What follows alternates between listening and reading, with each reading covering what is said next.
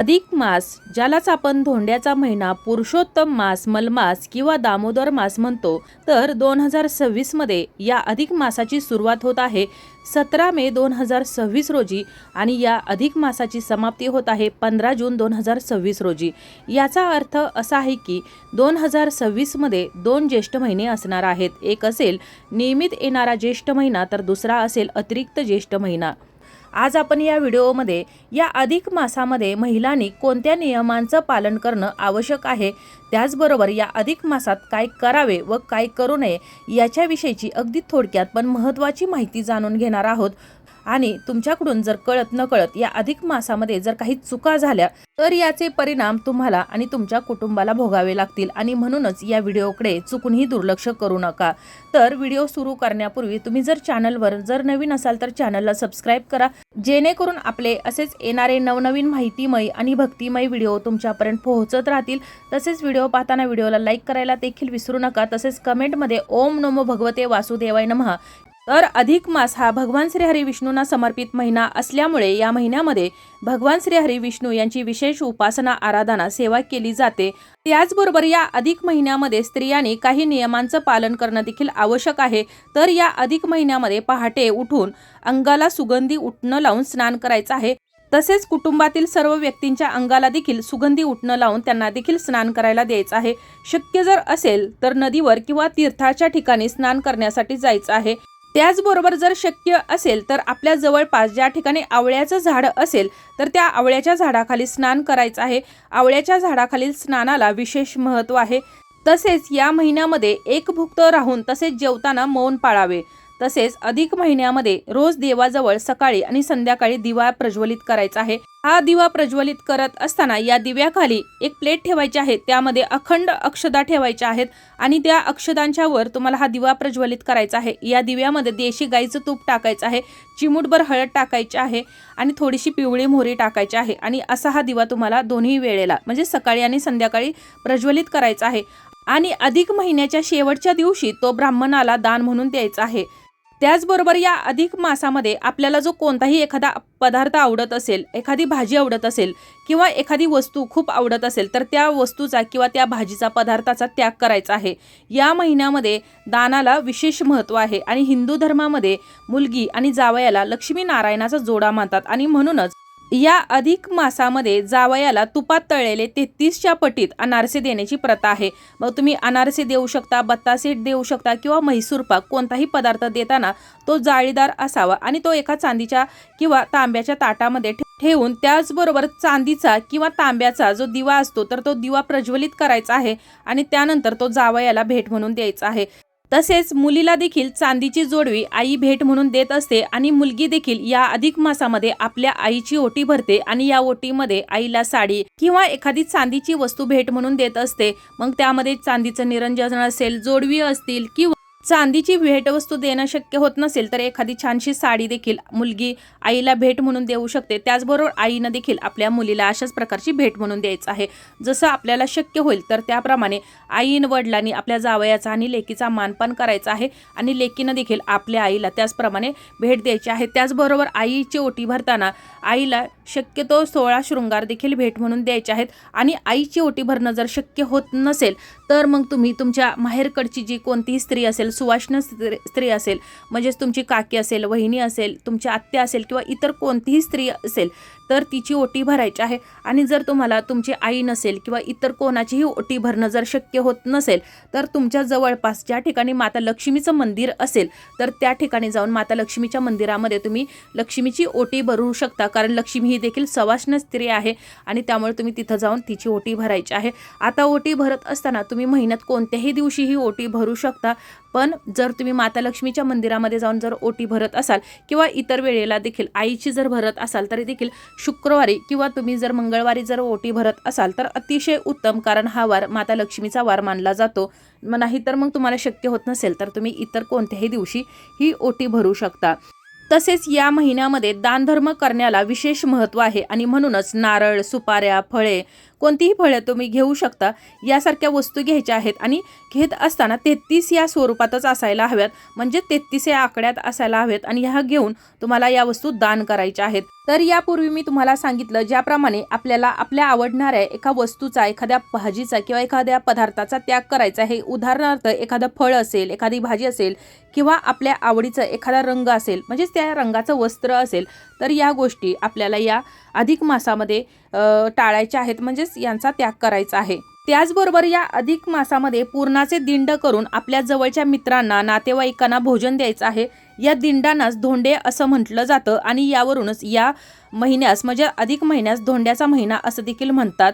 तसेच रोज गाईला पुरणाच्या पोळीचा किंवा आपण जे घरामध्ये भोजन बनवतो तर त्यातील पहिला घास हा गोमातेला द्यायचा आहे. तसेच महिनाभर आपल्या कुलदेवतेचे नामस्मरण आपल्याला करायचं आहे. कुलदेवतेचं नामस्मरण करणं हे सर्वश्रेष्ठ मानलं जातं. त्याचबरोबर भगवान श्री हरी विष्णू आणि श्रीकृष्णाचे नामस्मरण देखील या महिन्यामध्ये आपल्याला सतत करत राहायचं आहे. तसेच अधिक महिन्याची पोथी शुद्ध सात्विक मनाने दररोज एक अध्याय याप्रमाणे महिनाभर वाचून शेवटी उद्यापनाच्या वेळी ब्राह्मणाला दान द्यायचे आहे. पोथी वाचन न जमल्यास निदान श्रवण तरी करायचे आहे. त्यामुळे भगवान पुरुषोत्तम श्री नारायण प्रसन्न होतात आणि आपल्या भक्तांच्या सर्व इच्छा मनोकामना पूर्ण करतात आणि आपल्या कुटुंबावरील ते सर्व संकट विघ्न देखील दूर करतात. आणि म्हणूनच या अधिक मासामध्ये अधिक महिन्याच्या पोथीचे वाचन किंवा श्रवण अवश्य करायचं आहे. त्याचबरोबर अधिक मासात केलेल्या पूजेचे तीर्थयात्रेचे फळ हे अनेक पटीनं मिळतं आणि स्त्रियांना अखंड सौभाग्याचा व पुत्रपौत्रांचा लाभ होतो. आणि म्हणूनच जर शक्य असेल तर आपल्या जवळपास असणाऱ्या कोणत्याही तीर्थक्षेत्री अवश्य जायचं आहे. तसेच या अधिक मासामध्ये उपवासाला, व्रताला विशेष महत्त्व आहे. जर शक्य असेल तर दिवसातून एक वेळ जेवायचा आहे आणि एक वेळ उपवास करायचा आहे. आणि शक्य असेल तर पूर्ण दिवस तुम्ही निर्जला व्रत देखील करू शकता.